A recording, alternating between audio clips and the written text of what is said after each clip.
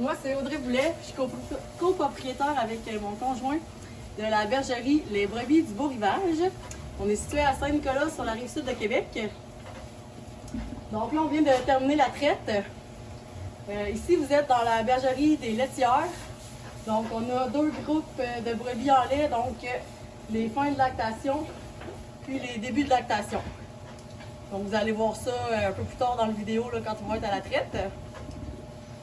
Donc, ici, toutes nos laitières sont ici car elles doivent être au soin sec, qui est une exigence de notre fromagerie.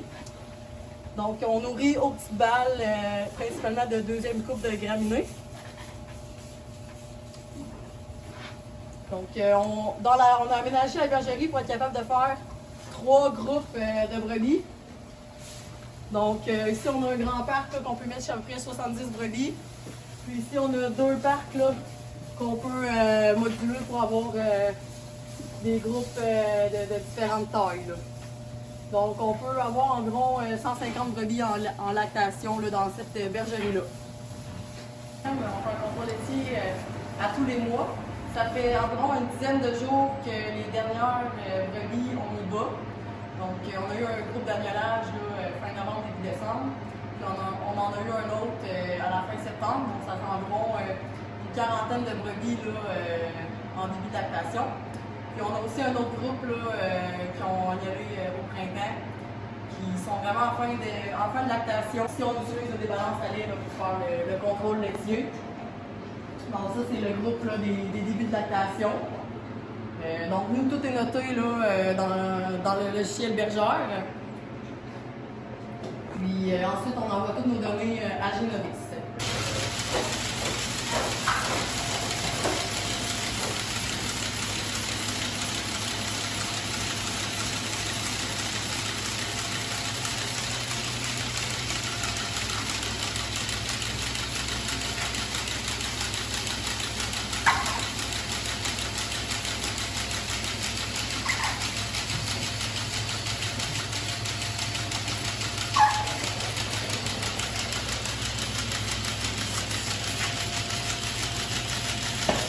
Nous, ce qu'on va sélectionner, ce qu'on aime le plus, c'est vraiment les brebis.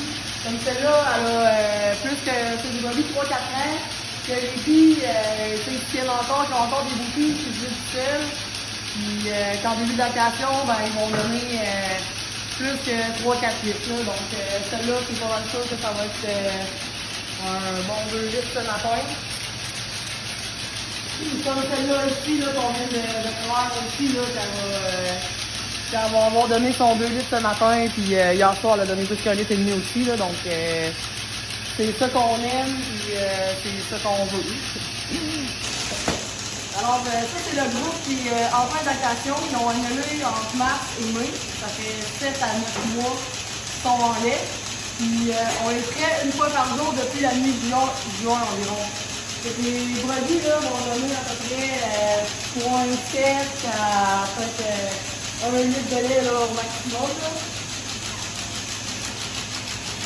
Donc, les moins bonnes du groupe de mars, ils ont déjà été réactivés en septembre et ils vont y aller en janvier, donc ils sont déjà paris. Puis ça, c'est quand même ceux qui avaient la meilleure persistance. On a gardé en lait. On les a activés à la fin du mois d'octobre. Et justement, là, hier, on a fait un test de lait pour savoir s'il était gestant. On va avoir les résultats cette semaine. Donc, toutes celles qui sont gestantes vont être taries. Puis aussi, aujourd'hui, seulement on fait un contrôle, parce que toutes celles qui vont donner en bas de seulement en bas d'un demi-litre vont être taries, puis on va les mettre au bélier la semaine prochaine, le plus tôt possible. Là. Alors ici, on est dans la pouponnière. Donc, on élève ça, il rentre à peu près 80 agneaux maximum ici. C'est une pièce d'environ 40 par 20 qui est toute isolée, puis qu'on chauffe au propane.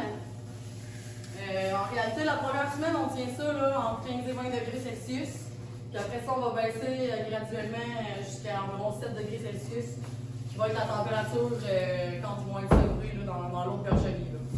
Donc, la première journée, quand la mère met bas, les agneaux sont dans les ici tout de suite. On ne veut pas que la mère, que l'agneau tête après la mère. Donc on les met dans la zone, disons, colostrum. Donc on se fait un petit espace avec une lumière chauffante. Fait qu'on sait que ces agneaux-là, ils ont moins d'une journée qu'il faut qu'ils boivent du colostrum. Ensuite, on les transfère ici. Habituellement, là, les premiers jours, on met un panneau pour que les premiers, que leur premier jour, il n'y ait pas vraiment de compétition. Là, donc, qu'ils boivent, qu'il y ait 2 tétines pour eux et qu'il n'y ait pas trop d'agneaux. Puis dès qu'ils sont habitués, on peut ouvrir le parc puis ils ont accès là, à plus de tétines. Donc là, dans ce groupe-là, il y en a une trentaine, il reste quelques brebis à agnoler. Là, ils ont environ ils ont moins de 10 jours. Là.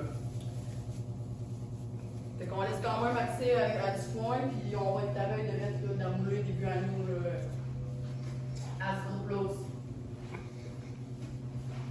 Donc ici, c'est ça, vu qu'on a 5 groupes par année, c'est vraiment l'agneau. Les agneaux sont ici 30 jours. Après ça, on sauve pas mal tout le monde. Là. On peut faire peut-être 2 groupes de sevrage si les agnelages ont été décalés. Après ça, on vide, on lave au complet, puis on est prêt pour le prochain groupe. Fait que depuis qu'on fait ça, là, on a vraiment réduit notre mortalité. Puis on a beaucoup moins de maladies, de problèmes respiratoires. La pièce, justement, le fait que ça soit chauffé, que ce soit bien ventilé, qu'il y ait un bon changement d'air, mais qu'il n'y ait pas de courant d'air. On a vraiment des agneaux en santé, puis ça apparaît sur les performances. Puis aussi, c'est ça, je dois dire que vu qu'on a 2 groupes là, de naissance à l'automne, on a un en septembre et un en novembre, ben nous, c'est nos groupes préférés parce que c'est vraiment plus facile de gérer les conditions ambiantes à l'automne, on trouve, là, parce que nos groupes, justement, là, du mois de mai, disons, là, ou du printemps, c'est toujours nos moins beaux, là, parce que c'est pas long qu'avec la loupe, il se ramasse plein de mouches, puis il fait chaud, c'est plus humide, fait que c'est plus difficile d'avoir les bonnes conditions pour nos jeunes agneaux. Puis nous, on croit fortement qu'un bon départ,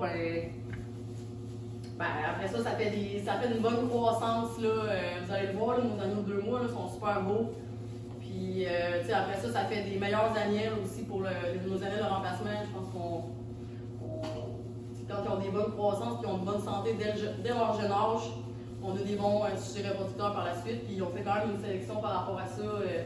Justement, là, c'est les animaux qui ont moins bien engraissé et qui ne suivent pas les autres, ben, sont tout de suite, envoyés à l'encan quand même assez tôt. Là, quand ils ont justement 2 mois environ, on fait le tri. Là. Donc, c'est ça. Ici, c'est les agneaux qu'on a sevrés, en fait, qui sont nés fin septembre. On les a sevrés fin octobre environ. Qui ont peut-être 2 mois, 2 mois et demi à peu près. On vient de séparer mâles et femelles. Là. Donc, ça, c'est nos mâles qu'on va pas mal tout garder pour l'engraissement. Puis, en fait, ça, nous, on commercialise tout ici. Là. Donc, les agneaux, on les engraisse jusqu'à 5-6 mois. Puis on les vend toutes au détail ici à la ferme. Puis même, on garde tous les peaux moutons, on les fait tanner localement. Puis on les revend toutes à la ferme. Puis vraiment notre but, c'est de rien jeter là, en réalité. Là, Puis même si c'est des agneaux laitiers, nous on a seulement que des béliers Friesen. Puis on a vraiment des belles carcasses de 22-24 kg là, à 5-6 mois. Oui, la viande est plus maigre, il y a moins de gras. Peut-être que, oui, il y a moins, c'est peut-être moins viandeux, mais ça reste que on a quand même des bonnes carcasses, puis les clients sont contents de la qualité de la viande. Au final, elle est peut-être différente des races de boucherie, mais en tout cas, nous, on a juste des bons commentaires là, de notre viande, même s'ils sont 100% Isfusen. Puis ici, justement, c'est les agnelles. Fait que, on a environ une quinzaine. Fait qu'il y en a peut-être quelques-unes qui sont plus petites, qui ont eu des moins bons gains de poids, là, qui vont aller à l'encan bientôt. Mais sinon, pour les autres, la première sélection va être faite. Puis on va voir là, une fois qu'ils vont avoir justement 5-6 mois, on va les tondre. Puis on va refaire une deuxième sélection, s'il y en a qui ont des défauts ou tout ça. Puis peut-être que là, justement, on va regarder un peu les données les données génétiques à ce moment-là aussi, là, voir exactement qui qu'on garde, puis qui qu'on peut-être qu'on va vendre aussi. Là. Donc, c'est ça, nous, on a construit cette bergerie-là en 2019. Principalement parce que dans l'autre bergerie, ben, justement, quand on sevrait des groupes, ben, c'est pas long qu'il y avait pas mal de monde, avec les années de remplacement et tout ça.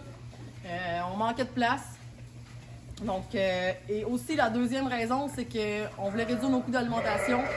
En ayant une deuxième bergerie, on peut nourrir tout le monde qui n'est pas en lait avec des balles d'ensilage, en fond. Donc, c'est du foin ensilage ou foin semi-sec, là. Fait qu'on est capable d'avoir une bonne qualité de foin de 15-20% de protéines, qui est super appétant, puis qui nous coûte à peu près 2 fois moins cher que du foin sec.